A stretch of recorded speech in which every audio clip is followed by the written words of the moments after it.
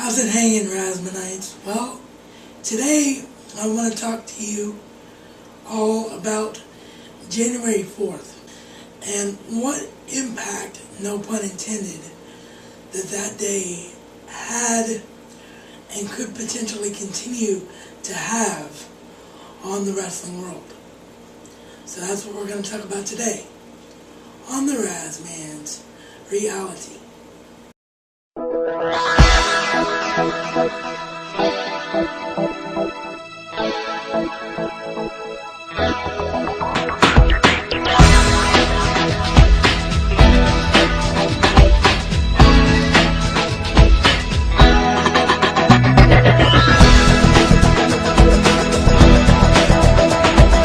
Alrighty, so January 4th, a few Mondays ago, TNA stepped up to the plate and they competed against the WWE live on a Monday night, going right up against Raw.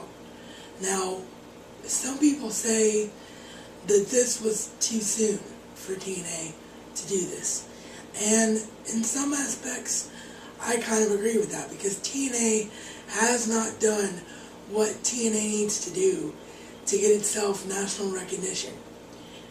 This is not an insult to anyone from Spike TV who may by some off chance is watching this video, but Spike TV to me is not a very well-known network. Little kids out there do not watch Spike TV, and the reason for that simply is the way that Spike TV markets itself. I mean, it markets itself as this adult channel, you know, with shows like Game Trailers TV, with shows like Mansers, with the Ultimate Fighting Championship. You know, it's a much more adult-oriented channel. So little kids, or the teenage wrestling fans even, don't spend the time that they should watching Spike TV. So that has always been TNA's biggest problem, and TNA's biggest hindrance is that they haven't done enough to cater to the mediocre wrestling fan, the casual wrestling fan, to get them into their product. What January 4th did, though, was it allowed them to bring in names that people recognize. Bring in stars, quote unquote. Even though they already had great wrestlers in the company, they were able to bring in, quote unquote, stars, people with name recognition, aka former WWE wrestlers, to get themselves some notoriety. The biggest of which, of course, name-wise, was Hulk Hogan. But was Hulk Hogan the best thing to happen to TNA that night? In my opinion, no. There were two things that happened to TNA that night that were bigger than Hulk Hogan. One, the appearance of the Nature Boy, Ric Flair, the greatest pure wrestler in many people's eyes to ever lace a pair of boots. Now, granted, Ric Flair's not going to wrestle in TNA except for maybe very sporadically, but I think he's an even bigger addition than Hulk Hogan, and for the pure wrestling fan, is an even bigger name. So Ric Flair was huge. The second name that I think was bigger than Hulk Hogan that night in TNA, Jeff freaking Hardy.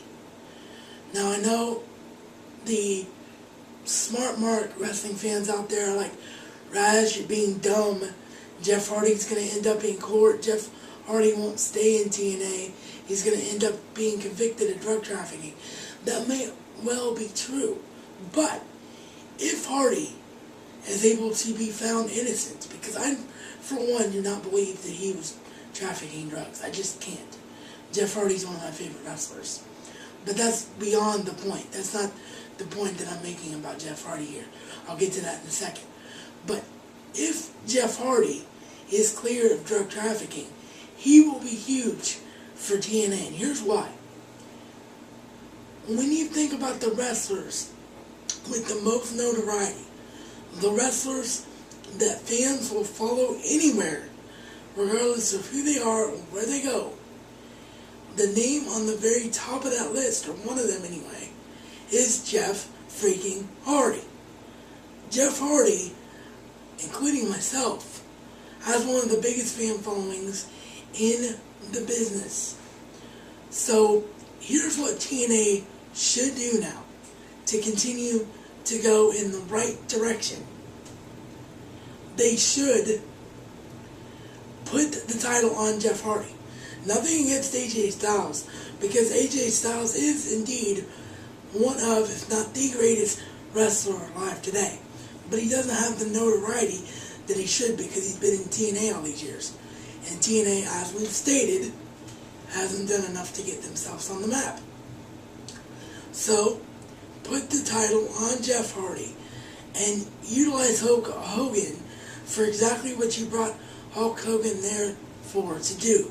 Notoriety as his name only, and the marketer that he is for the business only.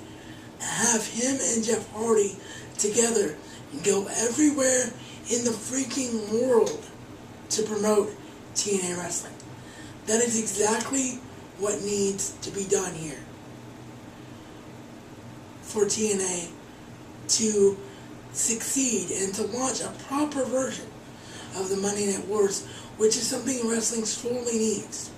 Wrestling hasn't been that entertaining for a very, very long time, and TNA has the potential to change that now with the names that they brought into the company. And who was the guy that made the Monday Night Wars the greatest thing that wrestling has ever seen? Why does wrestling need a Monday Night War again? Who was it that showed us the greatness that professional wrestling could be? Was it Hulk Hogan? Was it Scott Hall? Was it Kevin Nash and the NWO? They played a big part in it. They were the guys in front of the camera that did it. But another guy in front of the camera during the angle, and the guy behind the scenes who put, as he put it, on Impact on January 4th, this band together in the first place, that guy was Eric Bischoff. Eric Bischoff is the thing that's getting lost in the shuffle of this whole move by TNA. People say that Eric Bischoff killed WCW. People say that Vince Russo killed WCW. Neither one is really true.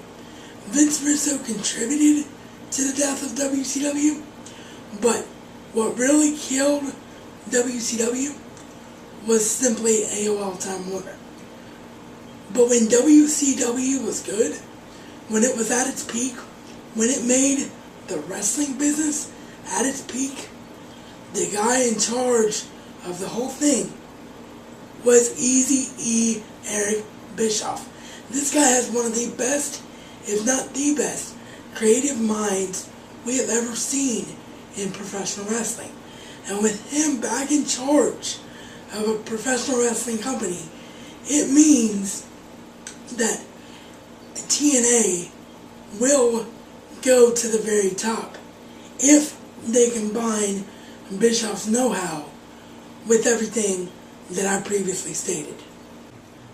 On the WWE side of things, well, they brought back Bret the Hitman Hart on January 4th.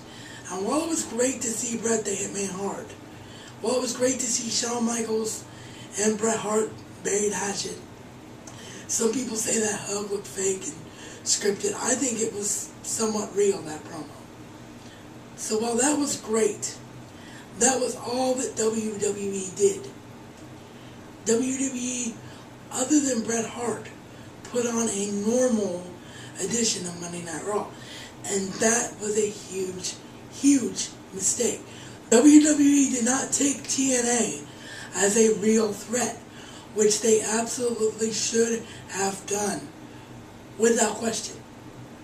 So, TNA did everything right on January 4th and has the potential now to forever change the wrestling business. But only if they do things exactly the way I've lined them out and do them right.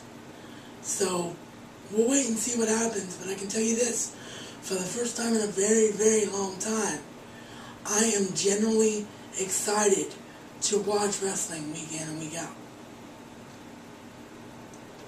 With that, I will see you guys in the next episode, which will be a Blu-ray review. This is reality according to the Razman. And Razman style, it's not just a catchphrase, but a way of life.